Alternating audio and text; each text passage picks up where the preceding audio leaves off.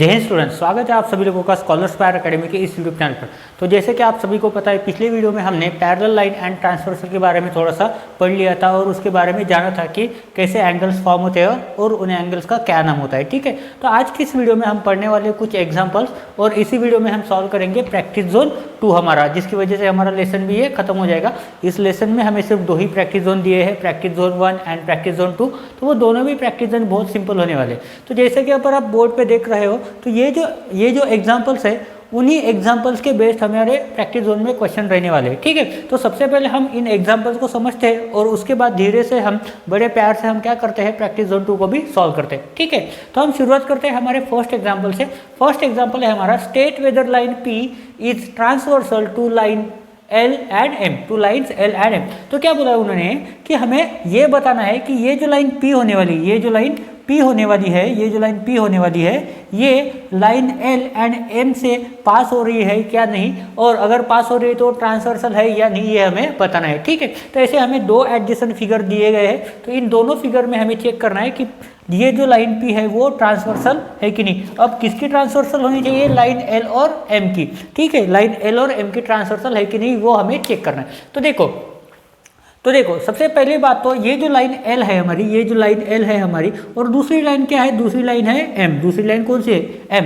तो ये जो पॉइंट P है, ये जो पॉइंट P दिया है, मतलब लाइन L जो दिया है, ये लाइन L और लाइन M दोनों में से पास हो रही है, दोनों में से पास हो रही है, और वो 2 डिस्टिंक्ट पॉइंट से क्या हो रही है, इंटरसेक्ट हो रही है। 2 डिस्टिंक्ट पॉइंट में क्या हो रही है, इंटरसेक्ट हो रही है। इसका मतलब ये जो पॉइंट P है, ये जो पॉइंट P यहाँ पे लिखा है, ये क्या है, ये इस लाइन का नाम है। ये जो पॉइंट P है, ये क्या है, इस लाइन का नाम है। तो ये लाइन P क्या है, हमारी ट्रांसवर्सल है लाइन L और लाइन M की। क्या है, लाइन L और M की क्या है, ट्रांसवर्सल है। तो यहाँ पे हम लिख सकते हैं लाइन P, तो यहाँ पे हम लिख सकते हैं line P is passing through lines L and M and intersecting at 2 distinct points, intersecting at 2 distinct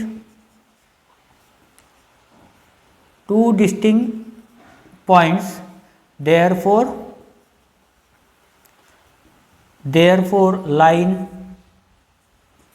line P is transversal. Line P is transversal of line L and M, of lines L and M।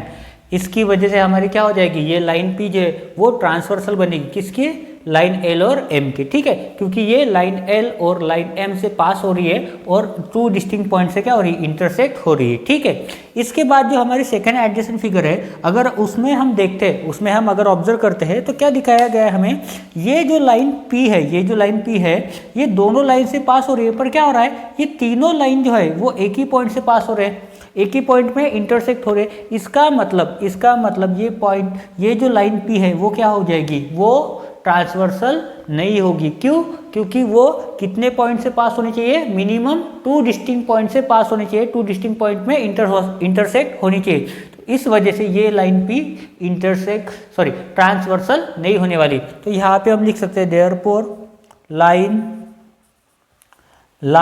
P is not transversal of line L and M, line L and M। यहाँ पे मैंने पूरा sentence लिखा है और यहाँ पे मैंने शॉर्ट में लिख के दिया है आपको। ठीक है, तो आप ऐसे पूरा सेंटेंस लिखो कि line P passing through lines L and M and does not intersect at 2 distinct point. यहाँ पे क्या लिखोगे, does not intersect at 2 intersecting point, therefore line P is not transversal of lines L and M। ठीक है, इतना समझा आपको। उसके बाद जो हमारा सेकंड एग्जाम्पल है वो बहुत ही ईजी एग्जाम्पल है, तो इसको भी हम सॉल्व करते हैं। ठीक है, तो सेकंड एग्जाम्पल में क्या बोला उन्होंने, refer to the adjacent figure and fill in the blanks. क्या करना है, ये जो दी गई फिगर है, ये जो दी गई फिगर है इसको रेफर करके हमें क्या करना है, ये फिल इन द ब्लैंक्स को सॉल्व करना है। ठीक है, तो इन फिल इन द ब्लैंक्स को सॉल्व करते हैं। ज़्यादा कुछ डिफिकल्ट है क्या? नहीं है। मैंने कल ही आपको समझाया था, अल्टरनेट एंगल बताया था, आपको करस्पॉन्डिंग एंगल बताया था और उसके बाद इंटीरियर एंगल भी बताया था। ठीक है, अल्टरनेट एंगल्स बताया था। अल्टरनेट एंगल में कितने होते हैं? दो तरीके के एंगल होते हैं। कौन से होते हैं? इंटीरियर अल्टरनेट एंगल और दूसरा क्या होते हैं? बाहर वाले एक्सटीरियर अल्टरनेट एंगल। और उसमें कौन से एंगल होते हैं? उसमें भी उसके बाद होते हैं करस्पॉन्डिंग एंगल्स, उसके बाद होते हैं इंटीरियर एंगल्स। तो ये सभी एंगल्स के बारे में हमने पिछले वीडियो में ऑलरेडी पढ़ लिया। तो यहाँ पे देखते हैं, सबसे पहला फिल इन द ब्लैंक्स कौन सा है? ठीक है, देखते हैं अभी यहाँ पे angle 2 and dash are alternate interior angle. उन्होंने क्या बोला है? Angle 2 and fill in the blanks are alternate interior angle. अभी क्या बोला उन्होंने मेंशन किया है, क्या बोलते हैं? एंगल 2 और कोई एक एंगल है, उन दोनों क्या बोलते हैं? अल्टरनेट इंटीरियर एंगल्स बोला है। तो देखो एंगल 2 कहाँ पर है? एंगल 2 यहाँ पे, और अल्टरनेट इंटीरियर एंगल किस में फॉर्म होता है? जेड में फॉर्म होते हैं, जेड में फॉर्म होते हैं। तो एक एंगल यहाँ पे दिया है 2, तो दूसरा कहाँ पे होना चाहिए? यहाँ पे होना चाहिए। तो यहाँ पे एंगल कौन सा है? 8 है। कौन सा एंगल? 8 है। तो यहाँ पे हम लिखेंगे एंगल 8। तो अभी हम बोल सकते हैं कि angle 2 and angle 8 are alternate interior angles, alternate interior angle. ठीक है, इतना क्लियर है आप सभी को? आई होप आप सभी को क्लियर होगा। क्यों? क्योंकि आप इस एकेडमी से पढ़ रहे हो। ठीक है, तो ज़्यादा टेंशन लेने वाली कोई भी बात नहीं है, बहुत ही इजी एग्जाम्पल्स है और ऐसे ही आपको बहुत ही इजी प्रॉब्लम्स प्रैक्टिस जोन 2 में भी दिए गए। ठीक है, उसके बाद अभी हम पढ़ते हैं बी वाला। ठीक है, यहाँ पे सेम दिया है, angle 2 and dash are interior angles on the same side of the transformer. ठीक है, ये सेंटेंस ऐसा याद करके रखो। ठीक है, ये सेंटेंस हमें रीजन में लिखना पड़ता है। ठीक है, देखो क्या बोला है? Interior angles, interior angle on the same side, मतलब एक ही डायरेक्शन में होने चाहिए, एक ही साइड में होने चाहिए। और कौन सा है? इंटीरियर। तो एंगल 2 कहाँ पर है? यहाँ पर है। दूसरा इंटीरियर एंगल 2 के साइड में कौन सा है? एंगल 5 है। एंगल इंटीरियर एंगल में क्या कौन सा अल्फाबेट आता है? सी आता है। तो यहाँ पर एंगल 2 है, तो यहाँ पर एंगल कौन सा है? एंगल 5 है। तो यहाँ पर हम लिखते हैं एंगल 5। सो हमारा आंसर हो जाएगा angle 2 and angle 5 are interior angles on the same side of the transversal. ठीक है, ये भी आपको क्लियर है, ये भी आपको क्लियर है। ठीक है, इसके बाद हम सी वाला सॉल्व करते हैं। सी वाले में क्या बोला? Angle 2 and dash are corresponding angles. अभी देखो करस्पॉन्डिंग एंगल्स मतलब उसी के साइड में रहने वाले।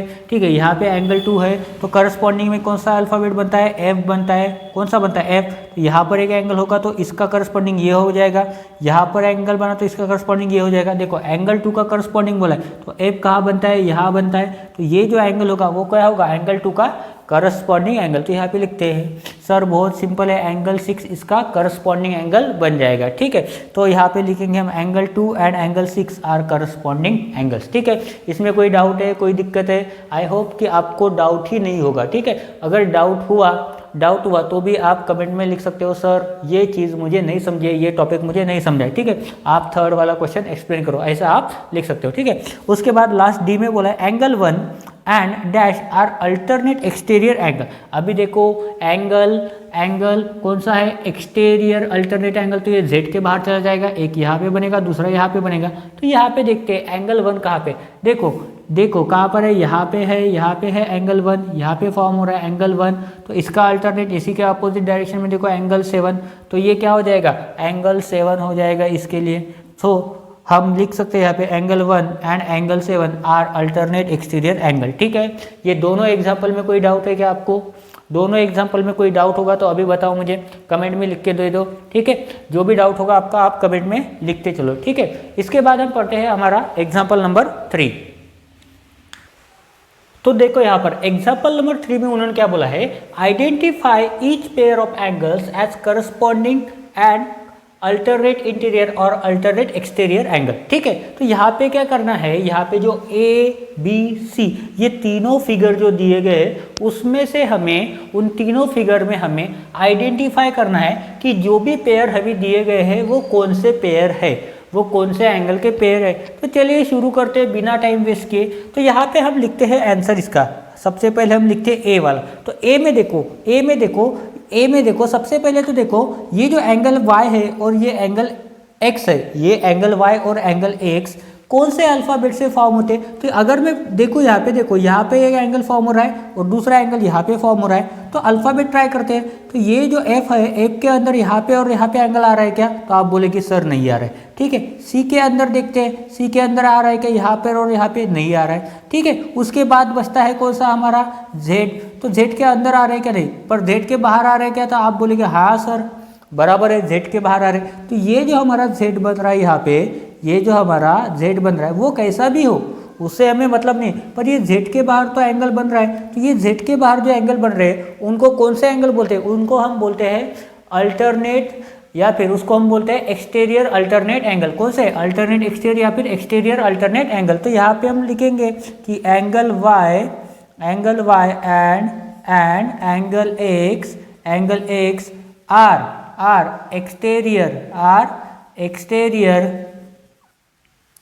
Exterior alternate angles.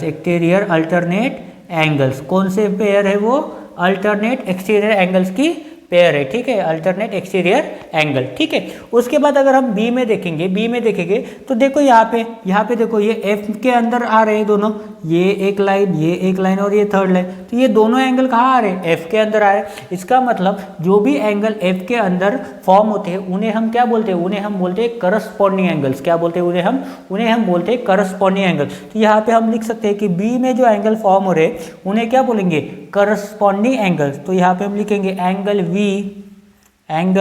And angle u are corresponding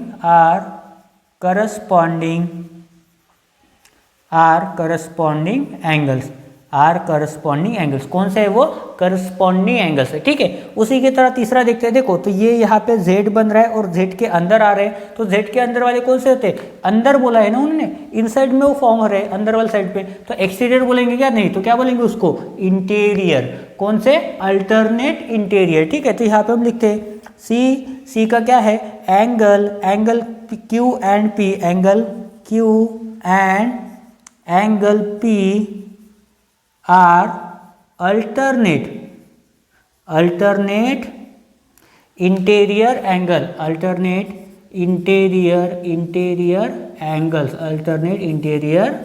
angles. ठीक है, तो ये तीनों एंगल समझ गए आपको, तीनों एंगल समझ गए। उसके बाद हम चलते हैं हमारे नेक्स्ट एग्जांपल की है, और जो कि है हमारा एग्जांपल नंबर 4। ठीक है, तो एग्जांपल नंबर 4 में देखो बड़ा अच्छा क्वेश्चन दिया है। ठीक है, बड़ा अच्छा एग्जांपल दिया है, तो पढ़ते हैं उसको अभी। Name all the angles in the given figure. देखो उन्होंने एंगल के नाम यहाँ मेंशन नहीं किए, उन्होंने बोला है कि आप खुद के मन से आपको जितने एंगल पता है उन सभी के नाम लिखो। ठीक है, और देखो यहाँ पे उन्होंने बोला है ऑल द एंगल्स बोला है। ऑल में क्या आते हैं, इंटीरियर एक्सटीरियर जो भी पेयर्स बनते हैं, जैसे करस्पॉन्डिंग एंगल, इंटीरियर एंगल्स की पेयर, और उसके बाद अल्टरनेट इंटीरियर अल्टरनेट एक्सटीरियर, इन सभी एंगल्स के पेयर के बारे में हमें लिखना है। ठीक है, तो यहाँ पे हम चालू करते हैं। सबसे पहले लिखते हैं यहाँ पे टाइप्स ऑफ एंगल।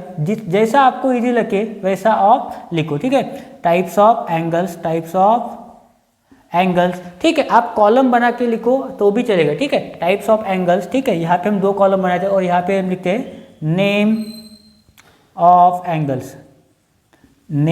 एंगल्स। ठीक है, तो ऐसे हमने 2 कॉलम बना दिए। यहाँ पे कितने बना दिए, 2 कॉलम बना दिए। अगर आपके पास बुक बड़ा है तो आप बड़े कॉलम बनाओ। ठीक है, तो सबसे पहले हम लिखते हैं इंटीरियर एंगल्स। ठीक है, तो जितने भी एंगल ये लाइन L और लाइन M के अंदर है वो सभी क्या हो जाएंगे, इंटीरियर एंगल्स। तो वहाँ पे लिखते हैं हम ही, देखो एंगल 4 है यहाँ पे, एंगल 4, एंगल 3, एंगल 5, एंगल 6, ये सभी क्या है, इंटीरियर एंगल्स है। अभी क्या लिखते हैं, अभी हमें पता है इंटीरियर एंगल, अभी हम लिखते हैं एक्सटीरियर एंगल। ठीक है, यहाँ पे हम लिखते हैं एक्सटीरियर एंगल्स। ठीक है, तो एक्सटीरियर एंगल्स में कौन सा है, ये लाइन L और लाइन M के बाहर साइड में जो है, बाहर वाले साइड में वो सभी क्या है, एक्सटीरियर एंगल्स है। तो वो अभी लिखते हैं हम, एंगल 1 है, एंगल 2 है, एंगल 8 है और एंगल 7 है। तो एंगल 1, एंगल 2, एंगल 7, एंगल 8, ये सभी क्या है, एक्सटीरियर एंगल है। अभी क्या लिखेंगे हम, पेयर्स लिखेंगे। किसकी, करस्पॉन्डिंग एंगल्स की पेयर लिखते हैं सबसे पहले। तो यहाँ पे लिखते हैं करस्पॉन्डिंग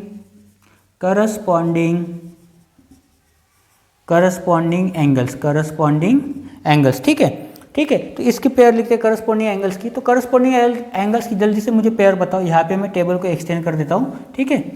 आप बुक में अच्छी तरह से आप टेबल बनाओ, ठीक है।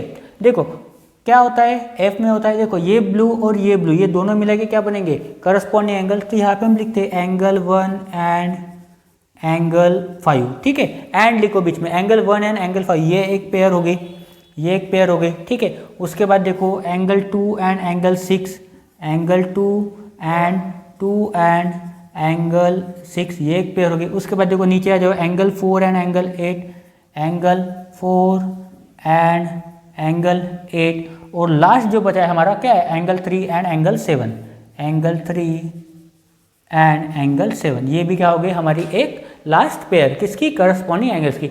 उसके बाद हम लिखते हैं अल्टरनेट एंगल्स की पेयर, ठीक है। हम लिखते हैं अल्टरनेट एंगल्स की पेयर, ठीक है। तो यहाँ पे हम लिखते हैं अल्टरनेट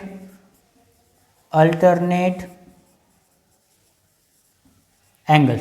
तो अल्टरनेट एंगल्स के कौन से होते हैं, दो तरह के होते हैं। कौन से होते हैं, दो तरीके के एंगल होते हैं। कौन से, इंटीरियर अल्टरनेट एंगल और दूसरा क्या होता है, एक्सटीरियर अल्टरनेट एंगल। तो सबसे पहले हम लिखते हैं इंटीरियर वाले। इंटीरियर में देखो यहाँ पे ब्लू और ब्लू जेड के अंदर आने वाले 3 और 5, तो यहाँ पे हम लिखेंगे एंगल 3 एंड एंगल 5, और दूसरा होता है angle 4 and angle 6, angle 4 and angle 6, ठीक है। उसके बाद एक्सटीरियर भी हम साथ ही में लिखेंगे। एक्सटीरियर में देखो यहाँ पे 1 और 7, एंगल 1 एंड एंगल 7, और उसके बाद लास्ट में जो बचा है वो कौन सा, angle 2 and angle 8, angle 2 and angle 8, ठीक है। उसके बाद जो लास्ट बचा है हमारा को इंटीरियर एंगल्स, ठीक है। को इंटीरियर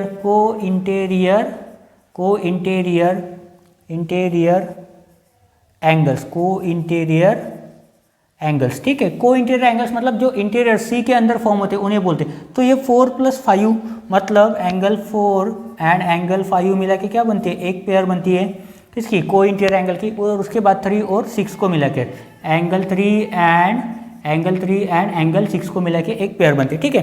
तो यही है हमारे 5 तरह के एंगल, ठीक है। यही है हमारे 5 तरह के एंगल, ठीक है। इसके बाद जो हमारा लास्ट एग्जांपल है वो भी हम सॉल्व करने वाले हैं। उसके बाद हम डायरेक्टली सॉल्व करेंगे प्रैक्टिस जोन 2, ठीक है। ये एग्जांपल नंबर 5 हमारे इस टॉपिक का लास्ट एग्जांपल होने वाला है। इसके बाद हमारा डायरेक्ट स्टार्ट होने वाला है प्रैक्टिस जोन 2, ठीक है। तो इस एग्जांपल को सॉल्व करते हैं। देखो इस एग्जांपल में क्या बोला है, थोड़ा सा दिखने में बड़ा एग्जांपल है पर बहुत ही सिंपल है। अगर आप ध्यान दोगे, आप देखोगे, आप पढ़ोगे तो ये बहुत ही सिंपल एग्जांपल है, और ऐसे एग्जांपल हमें प्रैक्टिस जोन में भी सॉल्व करना है, ठीक है। तो अभी हम पढ़ते हैं एग्जांपल नंबर 5। तो एग्जांपल नंबर 5 में क्या बोला है, in the given figure A B parallel to C D, ठीक है। यहाँ पे हम लिखते हैं गिवन डेटा में लिखते हैं ए बी जो लाइन है वो पैरेलल है सी डी से। कहाँ पे है, देखो ये ए बी लाइन है, ये सी डी से पैरेलल है, ठीक है। उसके बाद E F is the transversal which intersect both lines at distinct points O and P. तो ये ई एफ जो है, ई एफ क्या है, ई एफ एक क्या है, ट्रांसवर्सल है। ई एफ इज अ ट्रांसवर्सल, ठीक है। किसमें, पॉइंट ओ और पी में क्या कर रही है, इंटरसेक्ट कर रही है, ठीक है। उसके बाद क्या बोला उन्होंने, find the measures of angle B O E. कहाँ पे है एंगल बी ओ ई, देखो एंगल बी ओ ई, ये जो एंगल है ये हमें क्या करना है, फाइंड आउट करना है। ये जो एंगल बी ओ ई होने वाला है, ये हमें क्या करना है, कैलकुलेट करना है, उसका मेजर हमें फाइंड आउट करना है, ठीक है। उसके बाद क्या बोला है, एंगल सी पी ओ, कहाँ पे है, देखो एंगल सी पी ओ यहाँ पे फॉर्म हो रहा है, तो ये भी एंगल क्या है हमारे लिए, क्वेश्चन मार्क है, इसका भी मेजरमेंट हमें फाइंड करना है। और लास्ट में जो बचा है एंगल ए ओ पी, तो एंगल ए ओ पी कहाँ फॉर्म हो रहा है, देखो एंगल ए ओ पी, तो ये एंगल यहाँ पे जो बनेगा एंगल, उसे भी हमें क्या करना है, उसका मेजर हमें फाइंड आउट करना है, तो ये जो तीन एंगल है उसका मेजरमेंट हमें फाइंड आउट करना है। तो देखो यहाँ पे 2 एंगल्स का मेजरमेंट हमें दिया है, ठीक है। वो 2 एंगल्स कौन से हैं, वो 2 एंगल्स है हमारे एंगल ए ओ ई। तो ये जो मेजरमेंट है 130 डिग्री, ये हमें पता है angle A O E is equal to कितना है, 130 डिग्री है ये। और दूसरा एंगल जो है कौन सा angle, angle O P D, angle O P D is equal to कितना दिया है, ये दिया है हमें 50 डिग्री। ठीक है, इसी के बेसिस के ऊपर, इसी गिवन डेटा के ऊपर हमें क्या करना है, बाकी जो एंगल दिए गए उनको हमें फाइंड आउट करना है, उनका मेजर हमें फाइंड आउट करना है। तो चलिए करते हैं, बहुत ही सिंपल है, बहुत ज़्यादा सिंपल है। देखो यहाँ पे बस ये चेक करो कि कौन से एंगल के पेयर फॉर्म हो रहे हैं। देखो उन्होंने क्या बोला है, ए बी और सी डी दोनों क्या है, पैरेलल है। तो यहाँ पर हम देख सकते हैं ये जो उल्टा एफ बन रहा है और ये एफ के अंदर जो फॉर्म होते हैं एंगल, उन्हें क्या बोलते हैं, करस्पॉन्डिंग एंगल। जब दो लाइन पैरेलल होते हैं तब ये दोनों एंगल क्या होते हैं, इक्वल होते हैं। ये दोनों एंगल क्या होते हैं, इक्वल होते हैं। तो मैं बोल सकता हूँ कि ये जो एंगल ओ पी डी है वो बराबर है मेरे किससे, ई ओ बी या फिर बी ओ ई से। तो मैं लिख सकता हूँ यहाँ पे angle B O E is equal to angle O P D is equal to कितना, 50 डिग्री। तो ये मेरा हो गया एंगल। ठीक है, यहाँ पे मैं लिख सकता हूँ करस्पॉन्डिंग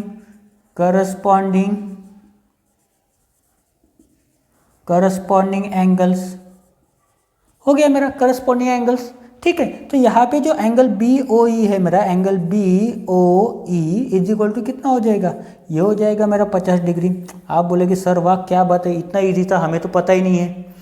क्यों पता नहीं, क्योंकि हमने ध्यान ही नहीं दिया था। ऐसी कोई बात नहीं, 7th स्टैंडर्ड में आप पहली बार पढ़ रहे हो तो ऐसा कोई टेंशन लेने वाली ज़रूरत नहीं है। नहीं भी आता है तो एक बार वीडियो देख लो, अपने हाथ से लिख के देखो बुक में। ठीक है, अपने आप ये आ जाएगा। ठीक है, ये टॉपिक बहुत सिंपल होते हैं, बस समझने की ज़रूरत होती है। ठीक है, सिमिलरली अगर हम यहाँ पे देखते हैं, ये एंगल 130 डिग्री है, तो ये एंगल भी देखो किस में फॉर्म हो रहा है, उल्टे वाले एफ में फॉर्म हो रहा है यहाँ पे। तो ये दोनों भी तो करस्पॉन्डिंग एंगल हो जाएंगे। आप बोलोगे सर ये तो बहुत ही अच्छा तरीका है, इसमें भी क्या यूज़ हो रहा है, करस्पॉन्डिंग एंगल से यूज़ हो रहा है। तो यहाँ पे लिखते हैं हम एंगल ए ओ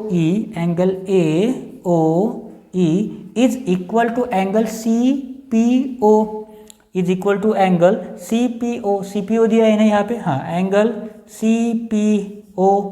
यहाँ पे हम लिख देते हैं क्या है, करस्पॉन्डिंग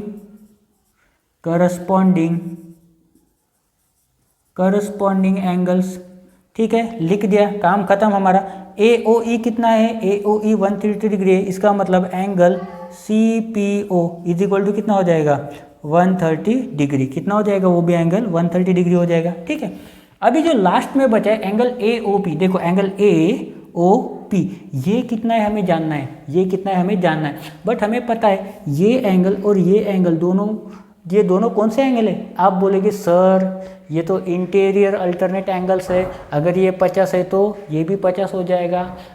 ठीक है, ये 50 है तो सर ये भी हो जाएगा 50, बराबर है।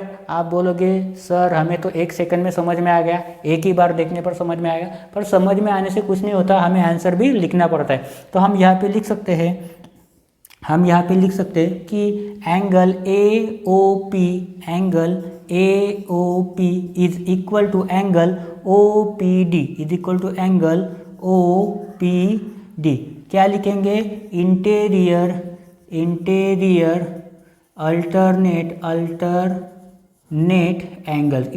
Alternate angles. ठीक है, ये समझा आपको। अगर ये 50 डिग्री है तो ये भी कितना हो जाएगा, 50 डिग्री, इसलिए एंगल ए ओ पी कितना हो जाएगा हमारा, 50 डिग्री। ठीक है, बहुत ही डिफिकल्ट एग्जाम्पल था। हाँ सच में ना, बहुत ही डिफिकल्ट एग्जाम्पल था। कुछ लोग बोल रहे हैं कमेंट में कि बहुत ही डिफिकल्ट एग्जाम्पल था। ठीक है, उसके बाद हमें कुछ चीज़ें याद रखनी है, ये हमारे प्रैक्टिस जोन में बहुत काम आने वाले। ठीक है, हमारा प्रैक्टिस जोन का फर्स्ट एग्जाम्पल होने वाला है, फर्स्ट प्रॉब्लम जो होने वाला है उसमें ये हमें पॉइंट्स याद रखने हैं। ठीक है, उसमें हमें ये यूज़ होने वाला है।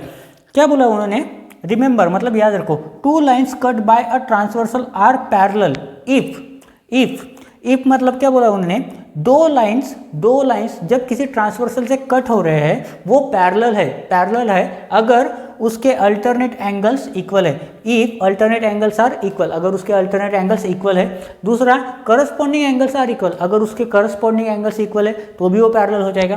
थर्ड बोला है को इंटीरियर एंगल्स आर सप्लीमेंट्री, अगर उसके को इंटीरियर एंगल की सम 180 डिग्री है तो भी वो दोनों लाइन्स क्या हो जाएंगे, पैरेलल हो जाएंगे। ठीक है, इतना समझा आपको। तो इसी कॉन्सेप्ट को यूज करके अभी हम सॉल्व करते हैं प्रैक्टिस जोन 2 और उसके बाद ये लेसन खत्म हो जाएगा। ठीक है, तो देखो यहाँ पे प्रैक्टिस जोन 2 जो है हमारा, प्रैक्टिस जोन 2 जो है वो हमारा इस लेसन का लास्ट प्रैक्टिस जोन होने वाला है। मेरे ख्याल से ये लास्ट ही प्रैक्टिस जोन है, उसके बाद हमारा सेकंड चैप्टर स्टार्ट हो जाएगा। तो इस प्रैक्टिस जोन में सिर्फ 3 ही क्वेश्चन है, वो तीनों क्वेश्चन हम इस एक ही वीडियो में सॉल्व करेंगे, ठीक है, एक ही वीडियो में हम सॉल्व करेंगे, ठीक है। तो जैसा कि आप देख रहे हो क्वेश्चन नंबर 1 और क्वेश्चन 2 मैंने बोर्ड पे लिख दिया है, क्योंकि क्वेश्चन नंबर 2 के लिए ये इतनी जगह लगने वाली है हमें, ठीक है। अगर आप क्वेश्चन को ऑब्जर्व कर रहे हो तो पहला क्वेश्चन अगर आप पढ़ते हो, पहला क्वेश्चन अगर आप पढ़ते हो, ठीक है, हम साथ मिलके पढ़ लेते, आप मत पढ़ो, मैं भी मत पढ़ता हूँ, ठीक है, मैं भी नहीं पढ़ता हूँ, हम साथ मिलके पढ़ते, ठीक है, साथ मिलके पढ़ते, आप अकेले मत पढ़ो, मैं भी अकेले नहीं पढ़ूंगा, हम साथ मिलके पढ़ते। तो देखो पहला क्वेश्चन क्या बोला है, are the lines P Q and R S parallel, उन्होंने पूछा है हमें, देखो कितने रिस्पेक्ट से उन्होंने पूछा है, उन्होंने पूछा है कि ये जो लाइन पी क्यू और लाइन आर एस है, ये जो लाइन पी क्यू और लाइन आर एस है, ये दोनों लाइन पैरेलल है क्या नहीं। हमारा ओपिनियन मांगा है, हमारे से आंसर मांगा है उन्होंने, ठीक है, हमारे से सॉल्यूशन मांगा है, तो दे देते हैं बेचारे को, बहुत प्यार से बड़े इज्जत से मांगा है उन्होंने। तो हम बोलते हैं कि सर हमें एक बात पता है, हमें एक बात पता है, अभी हमने प्रैक्टिस जोन 2 स्टार्ट होने से पहले पढ़ा है कि अगर कोई ट्रांसवर्सल किसी 2 लाइन में से पास हो रही है तो वो पैरेलल हो सकती है अगर उसके अल्टरनेट इंटीरियर एंगल्स इक्वल हो, या फिर अल्टरनेट एक्सटीरियर एंगल्स इक्वल हो, या फिर उसके करस्पॉन्डिंग एंगल्स इक्वल हो, या फिर तीसरा और लास्ट ऑप्शन है हमारे पास, उसके को इंटीरियर एंगल्स क्या होने चाहिए, सप्लीमेंट्री होने चाहिए, तब जाके वो क्या हो सकते हैं, वो दोनों लाइन पैरेलल लाइन हो सकते हैं। तो यहाँ पे देखते, तो यहाँ पे क्या फॉर्म हो रहा है, यहाँ पे ये जेड फॉर्म हो रहा है, इसका मतलब ये जो एंगल फॉर्म हो रहा है यहाँ पे जो एंगल फॉर्म हो रहा है, देखो यहाँ पे नाम नहीं दिए, तो यहाँ पे हम लिख सकते हैं, यहाँ पे m, यहाँ पे हम लिख देते हैं n। तो मैं बोल रहा हूँ ये जो एंगल क्यू एम एन कितना डिग्री है, angle Q M N equal to लिख रहा हूँ मैं angle M N R, angle M N R, ये क्या है हमारे अल्टरनेट एंगल्स है, अल्टरनेट इंटीरियर एंगल्स है, दोनों कौन से अल्टरनेट इंटीरियर एंगल, बट क्या होने चाहिए, इक्वल होने चाहिए, कब, जब मेरी पी क्यू और आर एस क्या है, पैरेलल है। देखते हैं यहाँ पे कितना है, ये 78 डिग्री है, इक्वल 110 डिग्री है, बराबर है ना, 78 और 110 इक्वल है, दोनों इक्वल है ना, दोनों भी इक्वल है, दोनों में कोई कंपैरिजन है क्या, नहीं है गधो, ये दोनों इक्वल नहीं है, ये छोटा है और ये बड़ा है, तो इसको क्या लिखेंगे, नॉट इक्वल। इसका मतलब एंगल क्यू एम एन और एंगल एम एन आर क्या है, नॉट इक्वल है, इसकी वजह से ये पी क्यू लाइन और आर एस लाइन दोनों भी क्या हो जाएंगे, नॉन पैरेलल लाइन हो जाएंगे। तो मैं यहाँ पे लिख सकता हूँ P Q and R S R not parallel, ठीक है, समझा आपको। अगर उसके अल्टरनेट एंगल्स इक्वल नहीं है तो वो क्या हो जाएंगे, नॉन पैरेलल लाइंस हो जाएंगे, ठीक है। उसके बाद हम देखते हैं हमारा सेकंड क्वेश्चन, ठीक है, सेकंड प्रॉब्लम। तो सेकंड प्रॉब्लम में उन्होंने क्या बोला है, in the given figure L parallel to M, देखो हमारे लिए आसान कर दिया, अभी क्या बोला है, पैरेलल है, M है पैरेलल टू M, ठीक है। उसके बाद and n is the transversal, जैसे कि वैसा सेंटेंस होता हो यहाँ पे लिखा हो, n इज द ट्रांसवर्सल, ठीक है, n क्या है, ट्रांसवर्सल है, ठीक है। If angle 1 is equal to 110 degree, angle 1 is equal to कितना है, 110 degree, find the other angles, other angle मतलब इसमें 1 को छोड़ के जितने भी एंगल है उन सभी को हमें फाइंड आउट करना है, ठीक है। तो ये बहुत ही सिंपल क्वेश्चन है, ज़्यादा टेंशन लेने वाली बात नहीं। अगर आप देख रहे हो ये एंगल 1 है, तो एंगल 1 कितना है, 110 डिग्री है, तो इसके अपोजिट में एंगल जो है एंगल 3, एंगल 1 और एंगल 3 ये दोनों इक्वल रहेंगे। आप बोलोगे क्यों सर, ये दोनों इक्वल क्यों रहेंगे, गधो हमने पढ़ा था ये दोनों एंगल क्या हो जाते हैं, यहाँ पे मैं शॉर्ट लिख रहा हूँ, यहाँ पे मैं शॉर्ट में लिख रहा हूँ, आप मुझे फुल फॉर्म बताओ कमेंट में, क्या होते हैं ये दोनों एंगल्स, क्या होते हैं, वर्टिकली अपोजिट एंगल और वर्टिकली अपोजिट एंगल।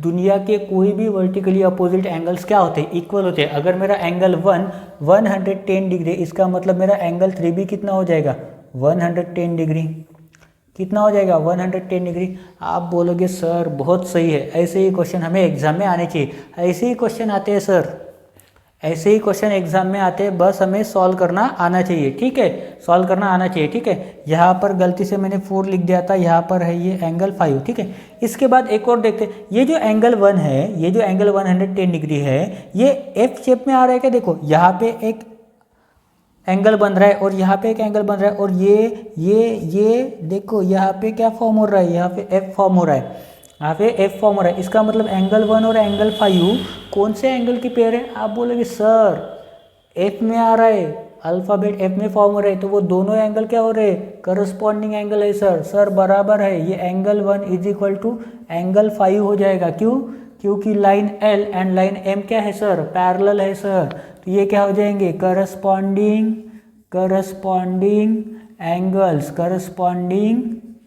एंगल्स हो जाएंगे सर, ठीक है सर। तो ये एंगल 1 कितना है अपना? 110 डिग्री। तो एंगल 5 भी कितना हो जाएगा? 110 डिग्री सर। इतना समझा सर? अभी मुझे क्या मिला? एंगल 3 है, कितना है? 110 डिग्री है, और एंगल 5 भी कितना है? 110 डिग्री।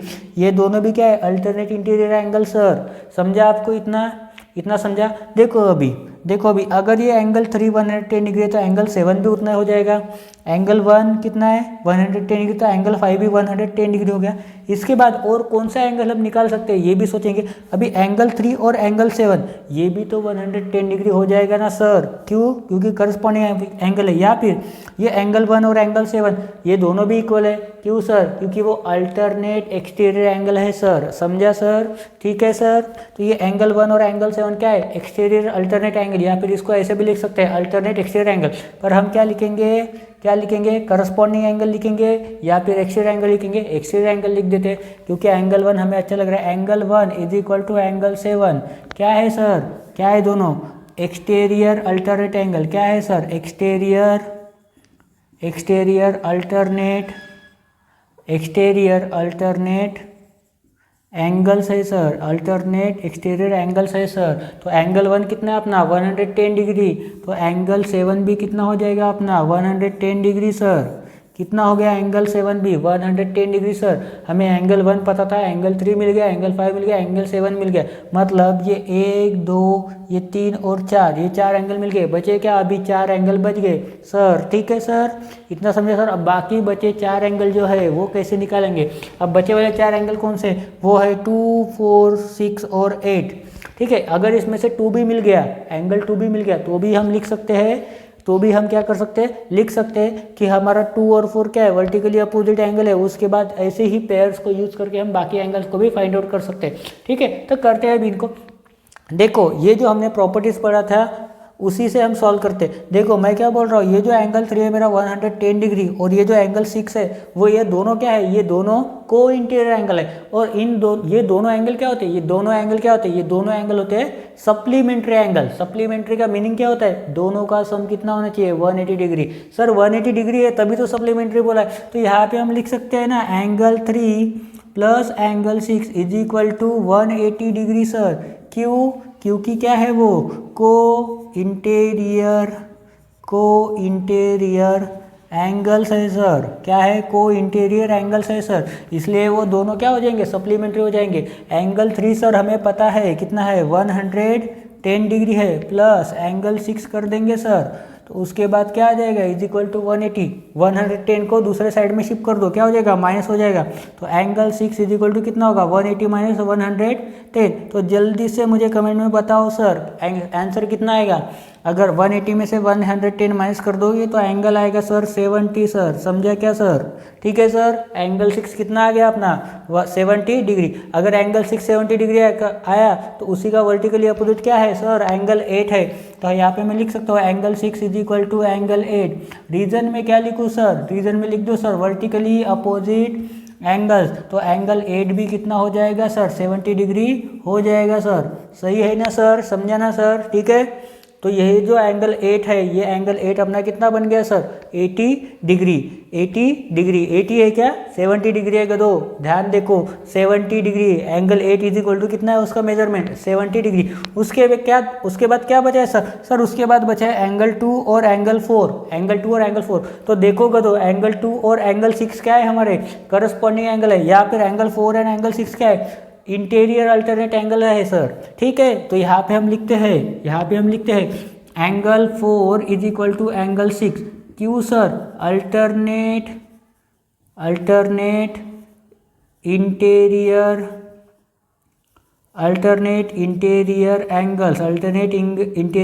एंगल्स, ठीक है। तो सर हमें पता है मेजरमेंट ऑफ एंगल 6 कितना है, 70 डिग्री। तो सर एंगल 4 भी कितना हो जाएगा, 70 डिग्री। एंगल 6 को हटा दो और 70 डिग्री लिख दो, ठीक है, 70 डिग्री लिख दो, ठीक है।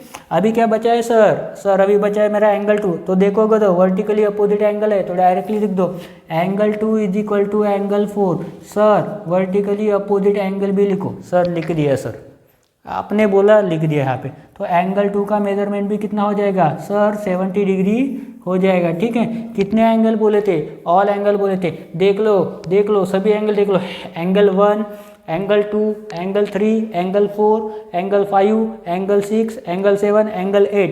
और कोई होगा तो वो भी देख लो, कुछ बचा होगा तो। नहीं तो बोलोगे सर आप पढ़ाते नहीं हो अच्छा।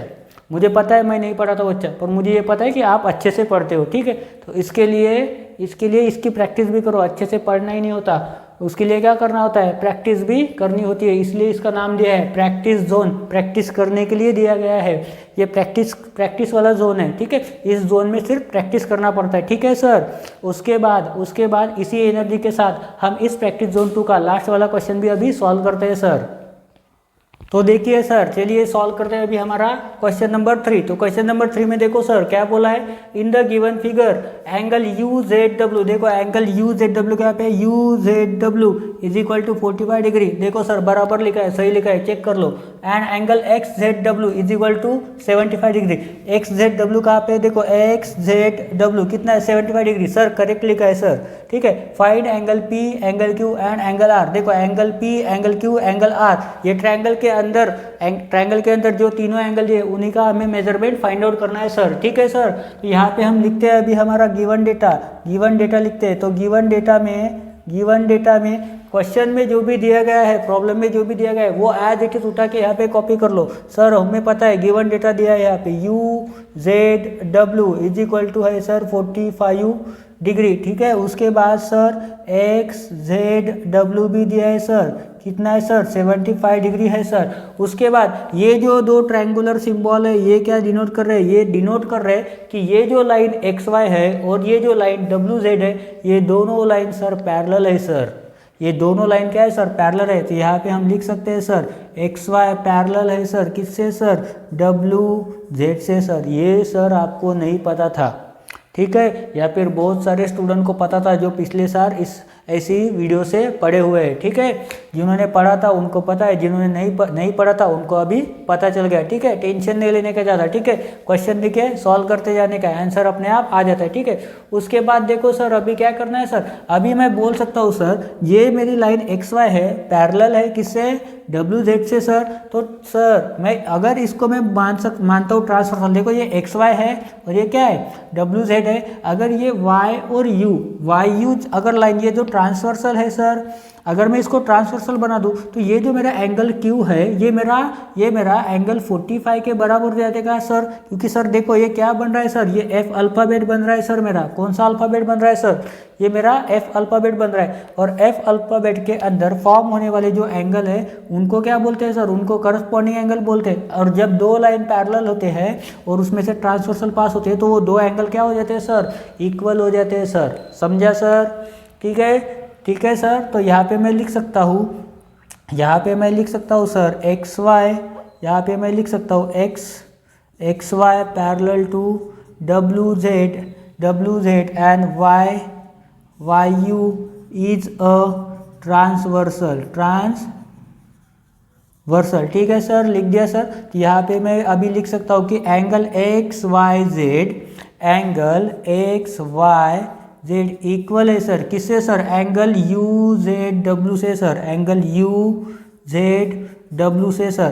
क्यों सर, क्योंकि वो दोनों एंगल क्या है, वो दोनों भी एंगल सर करस्पॉन्डिंग एंगल है सर। तो ये भी तो सर उनको बताना पड़ेगा कि हमें पता है ये दोनों एंगल क्या है हमारे, corresponding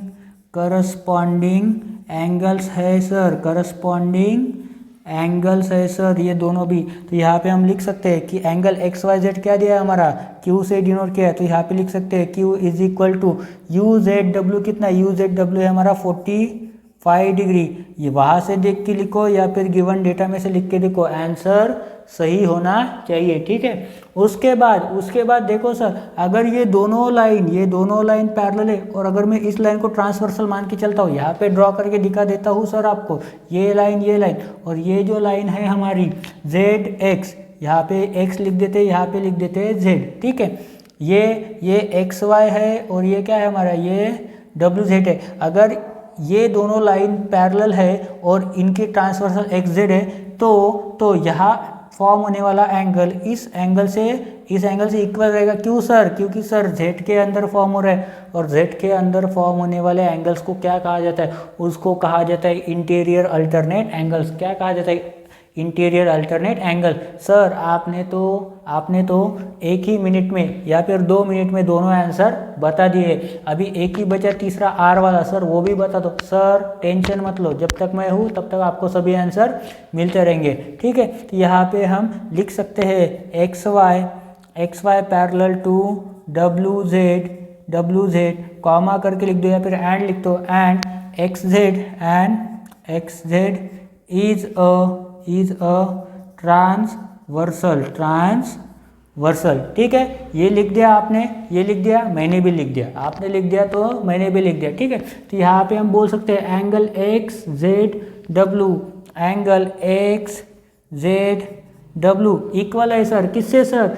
angle Y X Z से, एंगल वाई एक्स जेड से। सर क्यों सर? सर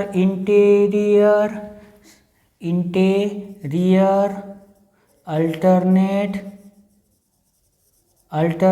एंगल्स की पेयर है सर वो, अल्टरनेट इंटीरियर एंगल्स की पेयर है सर वो। तो एंगल एक्स जेड डब्ल्यू को किससे डिनोट किया है? एक्स जेड डब्ल्यू को 75 डिग्री है वो, पर एंगल वाई एक्स जेड को किससे डिनोट किया है? पी से। तो यहाँ पे हम लिख सकते हैं वो 75 degree is equal to angle P, और इसी को उल्टा करके लिख दो, angle P is equal to 75 degree. Sir हमारा सेकंड आंसर भी बन गया सर हमारा सेकंड आंसर भी बन गया सर देख लो सर, आके फाड़ के देख लो, चेक कर लो। अगर कहीं गलत लग रहा होगा तो कमेंट में लिख दो आंसर क्या है इसका, सही आंसर क्या है। ठीक है, इतना समझ में आया। अभी देखो सर, हमें प्रॉब्लम है आर को कैसे फाइंड आउट करें। तो आर का मेजरमेंट फाइंड आउट करने के लिए हमारे पास 2 तरीके हैं। ये स्ट्रेट लाइन पे एंगल फॉर्म हो रहे 1 2 3, तो इन सब का एडिशन क्या होगा? 180 डिग्री। क्यों सर? क्योंकि ये सर लीनियर एंगल है, लीनियर पेयर एंगल है। उसके बाद दूसरा मेथड है पी क्यू आर, ये ट्रायंगल के तीनों एंगल की सम कितनी होती है? 180 डिग्री होती है। कुछ भी करो, कैसे भी करो, आंसर सेम ही आएगा। तो हम क्या करते हैं, ये जो एंगल फॉर्म हो रहे angle Y Z X, angle Y Z X, angle X Z W, angle X Z W and angle U Z W, angle U Z W are क्या कर रहे हैं? वो लीनियर पेयर फॉर्म कर रहे, are forming linear pair. क्या कर रहे हो? लीनियर पेयर फॉर्म कर रहे। तो हम बोल सकते हैं ये जो एंगल आर है मेरा, एंगल आर प्लस ये जो एंगल है 75 डिग्री, ये जो एंगल है 75 डिग्री, प्लस ये जो एंगल है 45 डिग्री, ये जो एंगल है 45 डिग्री, ये तीनों मिला के क्या बना रहे हैं? 180 डिग्री बना रहे। ये तीनों मिला के, तीनों का एडिशन कितना बन रहा है? 180 डिग्री। आगे अभी अगर आप ऐड करते हो तो r प्लस 70 प्लस 45 कितना होता है? 70 प्लस 45 होता है 120 डिग्री। 70 प्लस 40 होता है 110। 110 में अगर 5 प्लस 5 मिला तो 10, तो क्या हो जाएगा? 120 इज इक्वल टू कितना आएगा? 180 डिग्री। 120 को दूसरे साइड शिफ्ट कर दो तो क्या होगा? r इज इक्वल टू क्या होगा?